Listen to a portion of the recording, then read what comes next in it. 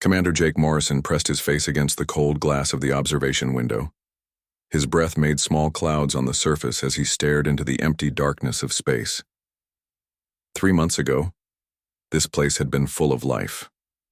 Now there was nothing but floating metal pieces and the cold silence of death. The ship's engines hummed quietly behind him. The UES Vengeance had traveled for 2 weeks to reach this spot. Everyone on board knew what they might find here, but seeing it with their own eyes was different. It made the horrible truth real. "Commander, you need to see this." Dr. Lisa Chang walked up behind him. Her voice was shaking. In her hands was a small computer tablet that showed numbers and charts. Lisa was the smartest person on the ship when it came to science, but today she looked scared. Jake turned around and took the tablet from her. The screen showed energy readings from the space around them. He did not understand all the numbers, but he could read the summary at the bottom. The words made his stomach feel sick. "Plasma weapons," he said quietly. "Zephyrian plasma weapons." Lisa nodded. Her dark hair was pulled back tight and her usually calm face was pale. "The energy signature is clear. This was not an accident, Jake. Someone attacked New Haven Colony with military weapons. They meant to kill everyone." Jake handed the tablet back to her and looked out the window again. Somewhere in that floating debris were the remains of 47,000 people, families who had come here to build new lives, children who had been playing in the colony gardens just 3 months ago, farmers who had worked hard to grow food on an alien world. "How long did it take?" Jake asked. "Based on the spread pattern of the debris, I think it was fast. Maybe 30 minutes from start to finish. They used multiple ships, probably at least 6 heavy cruisers. The colony never had a chance." Captain Steve Parker entered the observation area. He was an older man, with gray hair and deep lines around his eyes. He had been fighting in space for 30 years, but Jake had never seen him look so tired. "What do we know?" Steve asked. Jake pointed to the tablet in Lisa's hands. "Zephyrian attack, military-grade weapons, complete destruction of the colony, and everyone in it." Steve's jaw tightened. 47,000 people, including 8,000 children. He walked to the window and stood next to Jake. New Haven was a farming colony. They grew food and raised animals. They had no weapons, no military ships. They were peaceful. "The Zephyrians knew that," Lisa said. "The colony sent regular reports to Earth. Anyone monitoring our communications would know New Haven was not a threat to anyone." Amy Roberts, the ship's communications officer, rushed into the room. She was young, maybe 25, with bright red hair. Her face was flushed like she had been running. "Captain, I found something. A delayed transmission from the colony. It was sent just before the attack." Steve turned to her. "Play it." Amy held up a small device. The voice that came from it was broken and full of static, but they could understand the words. "This is Colony Administrator Ben Carter. We are under attack by unknown ships. They are firing on our civilian areas. We have done nothing wrong. Please, we have children here. We surrender. We surrender. Please stop firing." The message continued for another minute. Ben Carter's voice became more desperate as he begged the attackers to stop. In the background, they could hear explosions and people screaming. Then the transmission ended. The room was quiet for a long time. Finally, Steve spoke. "They asked for mercy. The Zephyrians gave them none," Jake said. Amy looked down at her device. "There are more messages. Families trying to contact relatives. On Earth. People saying goodbye to their loved ones. They all end the same way." Jake felt anger building in his chest. He had seen war before. He had fought against pirates and rebels who threatened Earth's colonies. But this was different. This was the cold murder of innocent people. "Why?" he asked. "Why would they do this?" Lisa looked at her tablet again. "New Haven was our furthest colony from Earth, 23 light-years away. Maybe the Zephyrians saw it as too close to their space. So they killed everyone," Steve said. "Men, women, children, everyone. It sends a message," Jake said. "They are telling us to stay away from their territory. They are showing us what happens when we don't listen." Amy held up her device again. "Should I send a report to Earth Command?" Steve nodded. Send everything. The energy readings, the messages, all of it. Earth needs to know what happened here. Jake looked out the window one more time. In the distance, he could see a large piece of metal floating slowly through space. It looked like part of a school building. He wondered how many children had been inside when the attack began. 47,000 people, he said quietly. And not one survivor, Lisa added. The Zephyrians made sure of that. They used enough firepower to destroy 10 colonies. They wanted to make certain no one lived, to tell what happened. But we know, Steve said. We know exactly what they did. Jake turned away from the window. What do we do now? Steve was quiet for a moment. Then he spoke in a voice that was hard as steel. We go home. We tell Earth what we found. And then we wait to see what our leaders decide to do about it. As the UES Vengeance prepared to leave the ruins of New Haven colony, Jake took one last look at the debris field. Somewhere in that wreckage were the dreams of 47,000 people who had believed in a better future. The Zephyrians had destroyed those dreams along with everything else, but Jake knew that humanity would not forget. They would not forgive, and they would not let this go unanswered. The trip back to Earth would take 2 weeks. It would be a long 2 weeks, filled with anger and questions about what came next. But one thing was certain. The Zephyrians had made a terrible mistake. They had shown humanity what they were capable of, and now humanity would show them what they were capable of in return. The emergency meeting room in Earth Command was filled with the most important people in human space. Admiral Frank Sullivan sat at the head of the long table, his weathered hands folded in front of him. He had called this meeting within hours of receiving the report from the UES Vengeance. Around the table sat generals, scientists, and politicians. All of them had read the same horrible report. All of them knew that humanity faced its greatest crisis since leaving Earth to explore the stars. Show them the evidence, Admiral Sullivan said to the woman standing beside a large wall screen. Kelly Brooks was 32 years old and one of Earth's best intelligence analysts. She had spent the last 10 years studying alien races and their military capabilities. Her job was to know what threats humanity faced in the galaxy. Today, she had to explain the worst threat they had ever encountered. The attack on New Haven colony was planned and executed by the Zephyrian Empire, Kelly said. She pressed a button and the screen showed pictures of the destroyed colony. These are the energy signatures we found at the attack site. General Paul Mitchell leaned forward in his chair. He was a big man with a thick mustache who had fought in 3 major wars. How do we know it was the Zephyrians? Could it have been someone else using their weapons? Kelly shook her head. The plasma signature is unique to Zephyrian technology. Each alien race has its own way of making weapons. This pattern could only come from their star destroyers. She pressed another button, and the screen showed a map of local space. Red dots marked Zephyrian systems, while blue dots showed human colonies. New Haven was here, she said, pointing to a spot on the edge of human space. It was 23 light-years from Earth, but only 8 light-years from the nearest Zephyrian outpost. We think they saw it as too close to their territory. Senator Carol Thompson raised her hand. She was a thin woman with gray hair who often spoke for the peaceful colonies. But New Haven was a farming colony. They grew food and raised animals. They had no weapons. Why would the Zephyrians see them as a threat? Dr. Nathan Pierce stood up to answer. He was humanity's leading expert on alien technology and had spent 15 years studying the Zephyrians. His thick glasses and messy hair made him look like a teacher, but his knowledge had saved human lives many times. The Zephyrians don't think like we do, Nathan said. They have been the dominant power in this part of the galaxy for over 1,000 years.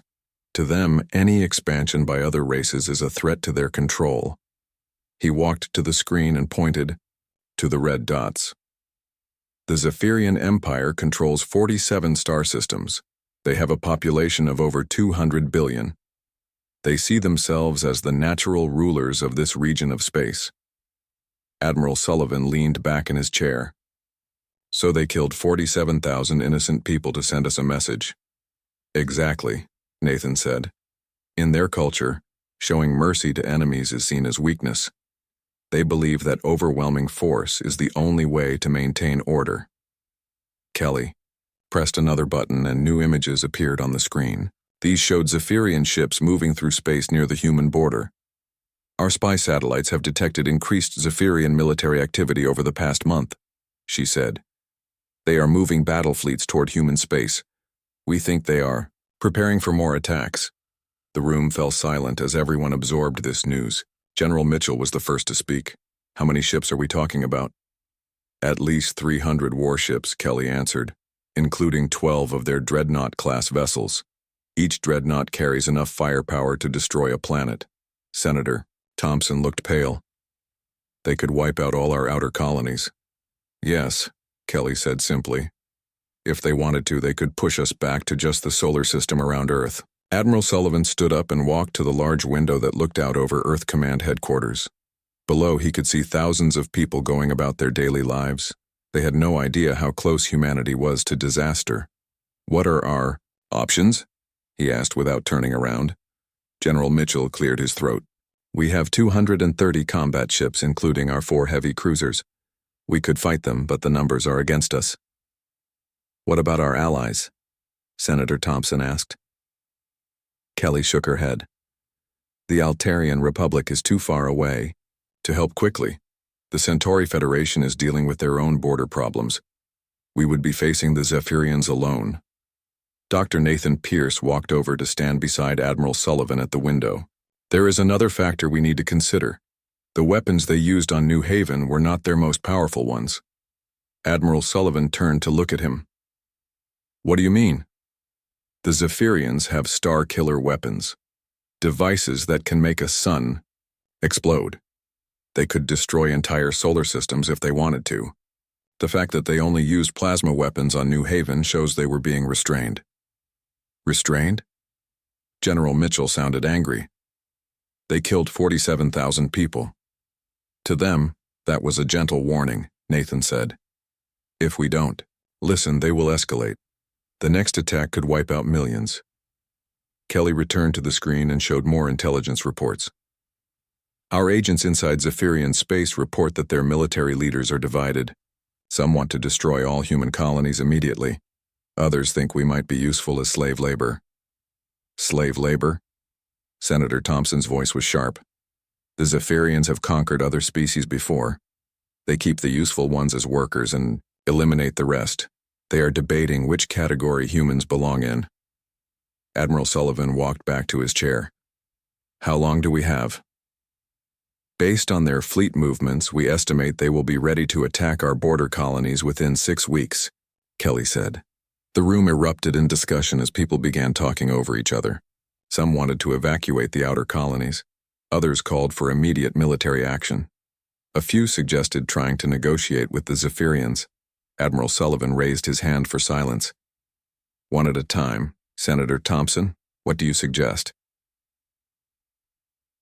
Chadio, Senator looked around the table. We need to try talking to them. Maybe we can find a peaceful solution. We could offer to move our colonies away from their borders.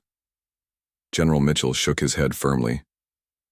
They already killed 47,000 of our people. You can't negotiate with murderers. So what do you suggest? Senator Thompson asked.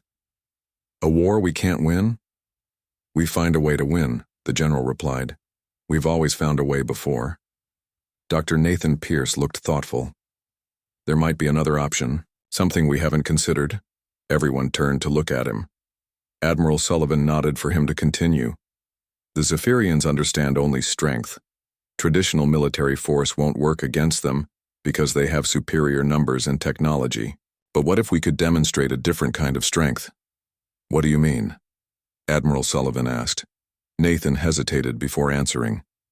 For years, our scientists have been working on theoretical weapons based on stellar manipulation, technology that could destabilize stars and trigger controlled supernovas. The room fell completely silent. Everyone understood what he was suggesting. Kelly looked shocked. You're talking about destroying entire star systems. I'm talking about survival, Nathan replied.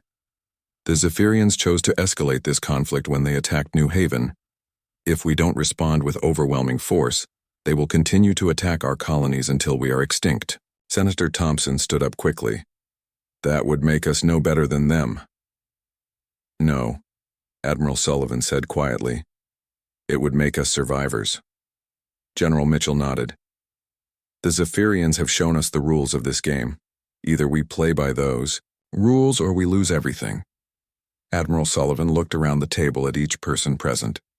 I want detailed reports on our military capabilities, intelligence on Zephyrian defenses, and full technical specifications on any weapons that could level the playing field. We have 6 weeks to decide how humanity will respond to this threat. As the meeting broke up, people filed out of the room in small groups, talking quietly among themselves. The decision they faced would determine the future of the human race. They could try to hide, try to run, or try to fight a war they could not win. Or they could show the galaxy that humanity would not be pushed around by anyone, no matter how powerful they thought they were. The next 6 weeks would change everything. President Helen Carter stood at the podium in the Great Hall of the United Earth Assembly. Behind her sat the representatives of every human colony in the galaxy. In front of her were cameras that would carry her words to billions of people across dozens of star systems. She had given many speeches in her 8 years as president, but none as important as this one. The future of humanity would be decided by what happened in the next few hours. My fellow humans, she began, her voice clear and strong. 4 weeks ago, we lost contact with New Haven Colony. Today I must tell you what happened to our brothers and sisters on that distant world. The hall was completely silent. Every person in the room knew that something terrible had happened, but few knew the full truth. New Haven Colony was attacked and completely destroyed by the Zephyrian Empire. All 47,000 residents were killed. Men, women, and children. Not one person survived. A wave of shocked gasps and angry voices swept through the assembly. President Carter waited for quiet before continuing. The attack was not random. It was not an accident. It was a calculated act of genocide designed to send humanity a message. The Zephyrians want us to know that they will not tolerate human expansion into space they consider theirs. She paused and looked around the room. Many of the representatives had tears in their eyes. Others looked angry enough to start a war with their bare hands.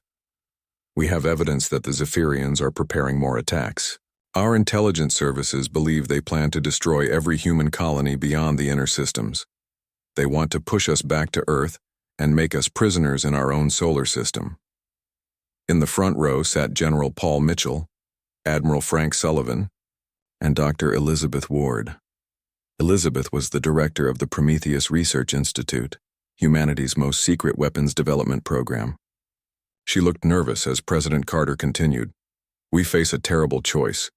We can evacuate our outer colonies and abandon the dreams of millions of people who left Earth to build new lives among the stars. We can try to negotiate with killers, who have already shown they have no mercy.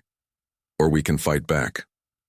Representative Mark Johnson from the Mars colony stood up. He was a big man with a loud voice, who had once been a military officer. Madam President, our military leaders have told us we cannot win a conventional war against the Zephyrians. They have too many ships and too many weapons. President Carter nodded. That is correct. In a traditional war, humanity would lose, but we are not limited to traditional warfare.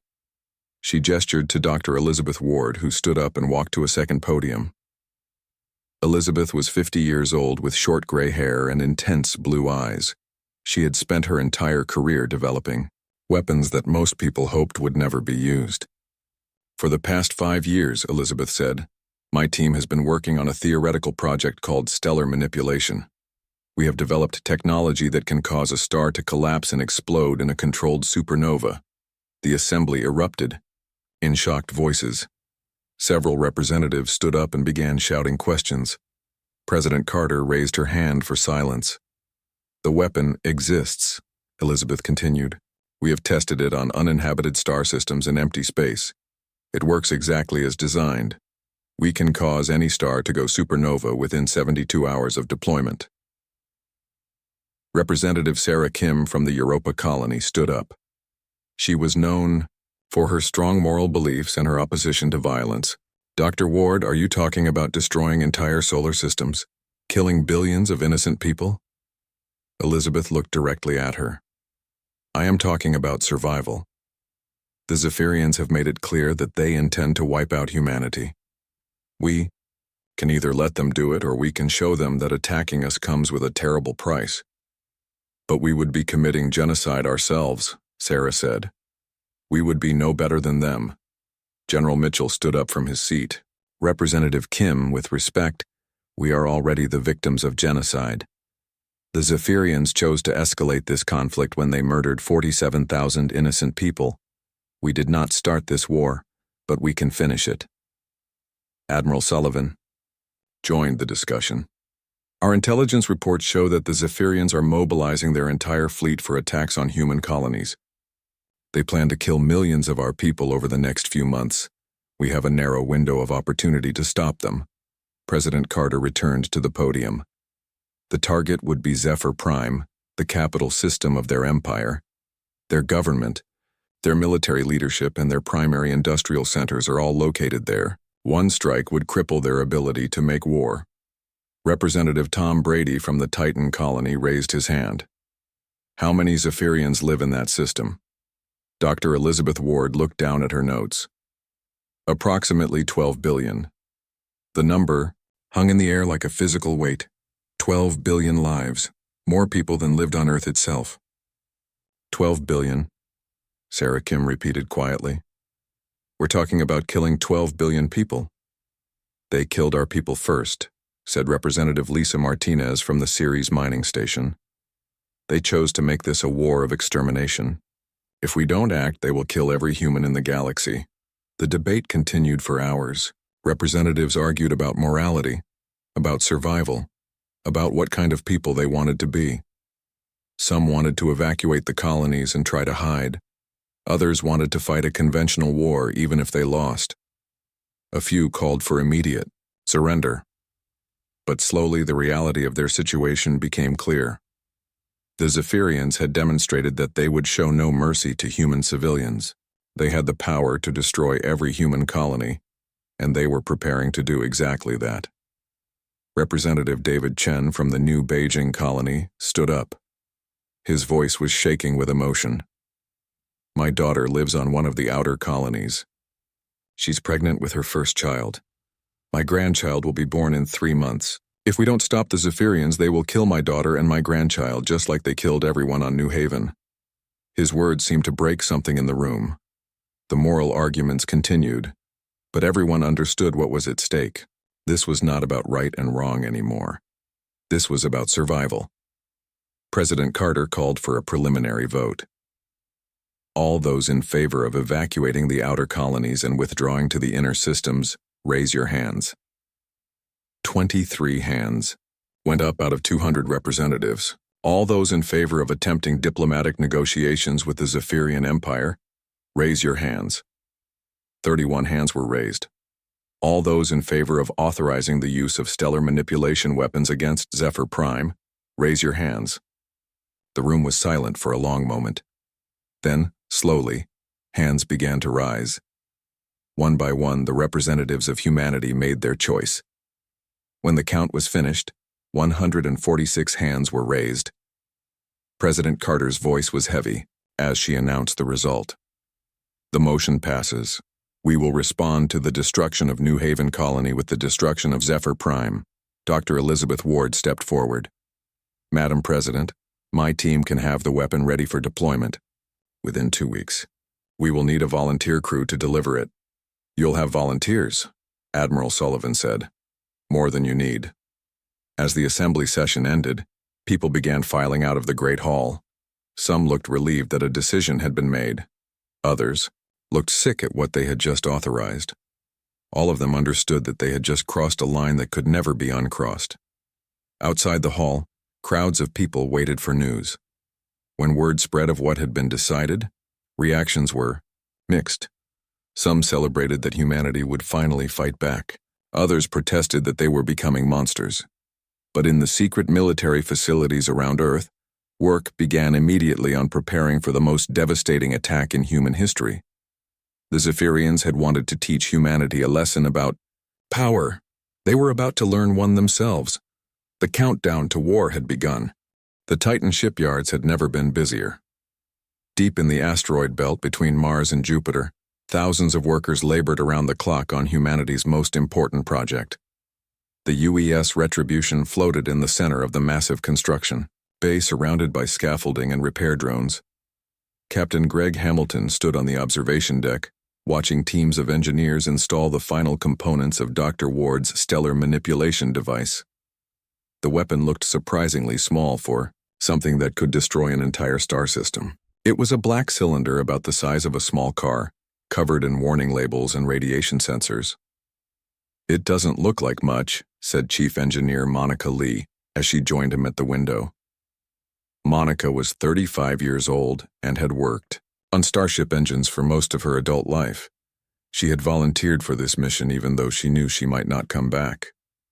"The most dangerous things usually don't," Greg replied. "A bullet is just a small piece of metal, but it can kill a man." Monica nodded and looked down at the tablet in her hands. "The installation is almost complete. The exotic matter containment field is stable and all the delivery systems are functioning perfectly. We'll be ready to depart in 18 hours. Greg had been chosen to command this mission because of his experience with deep space operations. He had spent 15 years exploring the outer edges of human space, mapping new systems, and establishing communication relays. He knew how to handle a ship in the empty darkness between stars. But this mission was different from anything he had done before. The weight of what they were about to do pressed down on him like a physical force. 12 billion people would die because of the device being installed in his ship. "Any second thoughts?" Monica asked quietly. Greg looked at her seriously. "Every minute of every day. But then I remember the 47,000 people who died on New Haven. I remember that the Zephyrians are preparing to attack more of our colonies. Sometimes you have to do terrible things to prevent even worse things from happening." Down in the main engineering bay, Dr. Elizabeth Ward supervised the final calibrations of the weapon. She had not slept more than 4 hours a night since the assembly had approved the mission. Every calculation had to be perfect. There would be no second chances. "Dr. Ward," called out Lieutenant Commander Alex Turner as he approached her workstation. Alex was in charge of intelligence gathering and mission planning. He had spent the last 2 weeks studying every detail of the Zephyr Prime system. "What do you have for me, Alex?" Elizabeth asked without looking up from her computer screen. "Final intelligence reports from our spy network. The Zephyrians have no idea what we're planning. Their defense satellites are positioned to detect incoming fleets, not single ships. They're not expecting an attack on their home system." Elizabeth finally looked up. "What about their patrol ships?" "They have regular patrols, but they follow predictable patterns. I've identified a gap in their coverage that occurs every 72 hours when the patrol shifts change. The window will be open for exactly 4 hours and 17 minutes. "That's more than enough time," Elizabeth said. "The deployment only takes 30 minutes once we reach the star's corona." Alex pulled up a holographic display showing the Zephyr Prime system. The red giant star dominated the center, with 6 planets orbiting around it. The third planet was Zephyr Prime itself, home to the Empire's government and 12 billion people. "The star is already unstable," Alex explained. "It's a red giant in the late stages of its natural life cycle. Your weapon will simply accelerate a process that would happen naturally in about 2 million years." Elizabeth studied the display. "The explosion will be visible from Earth even without telescopes. When that star goes supernova, every human in the galaxy will see it. And every Zephyrian," Alex added. "They'll know exactly what happened and why." In another part of the shipyard, Admiral Frank Sullivan met with the volunteer crew of the Retribution. 57 men and women had volunteered for the mission, knowing they might not survive.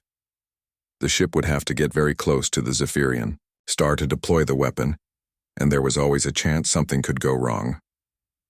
"You all know what this mission means," Admiral Sullivan told the assembled crew. "You're not just carrying a weapon. You're carrying the hopes and fears of every human being in the galaxy." The crew members stood at attention, but their faces showed the strain they were all feeling. Commander Sally Price, the ship's navigator, had 3 children back on Earth. Engineer Bob Davis had been married for just 6 months.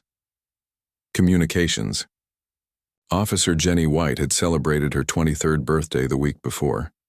Some people will call us heroes, Admiral Sullivan continued. Others will call us monsters. History will decide which label is correct. But I know this. You are doing what needs to be done to protect our people. Captain Hamilton stepped forward. Admiral, the crew is ready. We understand the risks and the responsibility. The Zephyrians made their choice when they attacked New Haven, said Commander Price. Now we make ours. As the final preparations continued, news of the mission spread through the human colonies. The government had tried to keep it secret, but word always leaked out. Protests erupted on some worlds, with people demanding that the mission be canceled. On other worlds, crowds gathered to show support for the crew. On Earth, President Helen Carter met with her closest advisors in the secure conference room beneath the presidential palace. The weight of the decision she had helped make was visible in the lines around her eyes. The Retribution will be ready to depart in 12 hours, reported General Mitchell. All systems are functioning perfectly. What about the Zephyrian fleet? Movements? President Carter asked. Admiral Sullivan pulled up a tactical display. Their attack fleets are still gathering near our border. Our intelligence suggests they plan to begin their assault on our outer colonies within the next 3 weeks. So we're not too late, the president said with relief. No, but the timing will be close. The Retribution needs 7 days to reach Zephyr Prime. If something goes wrong, if they're detected early, the Zephyrians might accelerate their attack schedule. Dr. Ward entered the room looking exhausted but determined. The weapon is ready. I've run every test possible. When deployed, it will cause the red giant to collapse and explode within exactly 72 hours. And the explosion will be visible from Earth? President Carter asked. Yes. The supernova will be the brightest object in the night sky for several months. Everyone will see it. The president stood up and walked to the window. Outside, she could see the lights of the city where millions of people lived their normal lives. Soon, those people would learn what had been done in their name. Any final recommendations? She asked. General Mitchell stood up. The crew is ready. The ship is ready. The weapon is ready. All we need now is your final authorization. President Carter turned back to face the room. Dr. Ward, is there any chance the weapon could malfunction?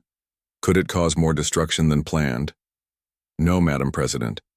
The exotic matter is precisely calibrated for the mass and energy output of the target star. It will work exactly as designed. And there's no way to reverse the process once it starts? None. Once the exotic matter reaches the star's core, the collapse cannot be stopped. President Carter nodded slowly. Then God help us all. She looked directly at Admiral Sullivan. You have my authorization to proceed with the mission as... The meeting ended. Final preparations began across the solar system. The Retribution's crew said goodbye to their families. The weapon was secured in its special containment chamber. Fuel tanks were filled and navigation computers were programmed. In 7 days, the Zephyrian Empire would learn what happened when they decided to wage war against humanity. The red giant star that had shone over their home world for millions of years would explode in a burst of light that would be visible across the galaxy. The message would be simple and clear. Humanity would protect its own, no matter the cost. The UES Retribution moved silently through the darkness of space, 7 light-years from Earth. Captain Greg Hamilton sat in his command chair, watching the main screen show their approach to the Zephyr Prime system. After 6 days of travel, they were finally close to their target. Distance to target, he asked quietly. 2 hours at current speed, replied Commander Sally Price from the navigation station. Her voice was steady, but Greg could see the tension in her shoulders. Chief Engineer Monica Lee looked up from her console. The weapon is stable and ready for deployment. All systems are green. Greg nodded and opened the ship-wide communication channel. All crew, this is the captain. We will reach our target in 2 hours. Everyone knows their job. Remember why we're here. Remember New Haven. The bridge was silent, except for the quiet hum of the ship's engines. Through the main window, they could see the red giant star growing larger as they approached. It was an old star, swollen and dying, but still beautiful in its own way. Lieutenant Commander Alex Turner stood beside the captain's chair, studying his scanner readings. No sign of Zephyrian patrols. We're still undetected. Good, Greg said. Stay alert. We're not safe until we're back in human space. As they entered the outer edge of the Zephyr Prime system, the crew could see the 6 planets orbiting the red giant. The third planet was their enemy's homeworld, a blue-green sphere, covered in cities and industrial centers. 12 billion Zephyrians lived there, unaware that their star was about to explode. Beginning approach to the star's corona, Sally announced. The solar interference will hide us from their sensors, but it will also make navigation difficult. The ship shook slightly as they entered the outer layers of the star's atmosphere. The hull temperature began to rise, but the Retribution's heat shields were designed for this kind of extreme environment. Weapon deployment point in 30 minutes, Monica called out from engineering. Greg felt his stomach tighten. In 30 minutes, he would give the order that would kill 12 billion people. He thought about the families on New Haven who had died 3 months ago. He thought about the other human colonies that the Zephyrians planned to attack. Captain, Alex said quietly, I'm picking up a transmission from the planet. It sounds like a children's program. Greg closed his eyes for a moment. He didn't want to hear the voices of Zephyrian children. It would make what he was about to do even harder. Turn it off, he ordered. Reaching deployment point now, Sally announced. Monica stood up from her station. Weapon is armed and ready, awaiting your order, Captain. Greg looked around the bridge, at his crew. These men and women had volunteered for this mission knowing they might not survive. They had put their trust in him to make the right decision. Deploy the weapon, he said. Monica pressed a series of buttons on her console. Weapon away. Exotic matter payload is descending into the star's core. On the main screen, they could see a small dark object falling toward the center of the red giant. It looked harmless, but in 72 hours it would cause the star to collapse and explode. Mission accomplished, Greg announced. Take us home. As the Retribution began its journey back to human space, Greg opened a communication channel to broadcast on all Zephyrian frequencies. His message was simple and direct. This is Captain Greg Hamilton of the United Earth Space Navy. 3 months ago, you destroyed New Haven Colony and murdered 47,000 innocent people. In 72 hours, your star will explode. Your homeworld and everyone on it will be destroyed. This is what happens when you attack human civilians. Any further attacks on human colonies will result in the systematic destruction of every Zephyrian system. Choose wisely. The transmission was sent on repeat as they fled the system. Within hours, every Zephyrian military commander would hear the message. They would have just enough time to evacuate some of their people, but not enough to save their civilization. 3 days later, the crew of the Retribution watched from a safe distance as the red giant star collapsed. The explosion was visible, even from 12 light-years away, a brilliant flash that outshone every other star in the sky. News of the supernova spread quickly through both human and Zephyrian space.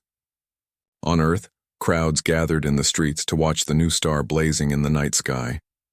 Some celebrated, others mourned the billions of lives that had been lost. The Zephyrian Empire's response came within a week. Their surviving military leaders sent a message to Earth asking for peace talks. The destruction of their homeworld had broken their will to fight. They agreed to withdraw all their fleets from human space and signed a treaty promising never to attack human colonies again. Years later, historians would debate whether humanity had made the right choice. Some called it justified revenge for the massacre at New Haven. Others called it the worst crime in human history. But the galaxy learned an important lesson that day. Humanity would protect its own, no matter the cost. The 47,000 people who died on New Haven Colony were not forgotten. Their sacrifice had saved millions of other human lives. The stars themselves had become weapons in humanity's hands, and no one would ever again make the mistake of thinking humans were weak or defenseless. The message was clear across the galaxy. Attack human civilians and face the consequences.